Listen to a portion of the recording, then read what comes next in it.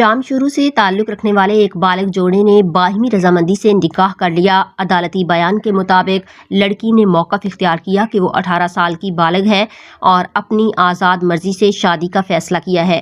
दुल्हन का कहना है कि उस पर किसी किस्म का दबाव नहीं था और वो अपनी मर्जी से घर से निकली। निकाह के बाद जोड़े ने मुतल्लिका इदारों से तहफ़्फ़ुज़ फराहम करने की अपील की है।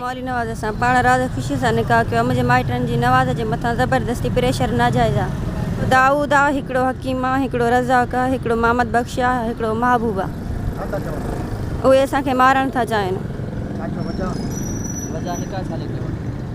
जी उहे ईअं था चवनि था निकाह छाले कयो आहे, असां निकाह राज़ ख़ुशीअ सां कयो आहे। को ज़ोर ज़बरदस्ती को प्रेशर कान्हे को, असां ख़ुशीअ सां निकाह कयो आहे। शादी असां 27 तारीख़ पहिरें महीने जी कई आहे 2026 में। असां शादी कया उनजे लाइ असांखे इलाही धमकियूं पिया ॾियनि हिन जा माइट मुंहिंजे घरवारीअ जा।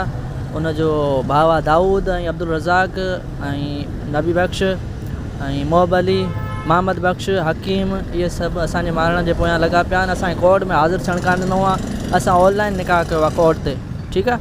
हींअर बि जेके बि फ़ोनियूं कनि पिया कूड़ा FIR ऐं चवनि पिया त हिनखे अगवा करे वियो आहे ऐं कूड़ियूं FIR सोन खणी वियो आहे, हे खणी वियो आहे, कुझु बि न आहे। बाक़ी वकायो हिन खां पुछी सघनि था त निकाह असां पंहिंजे राज़ ख़ुशी सां कयो आहे या ज़बरदस्ती आहे।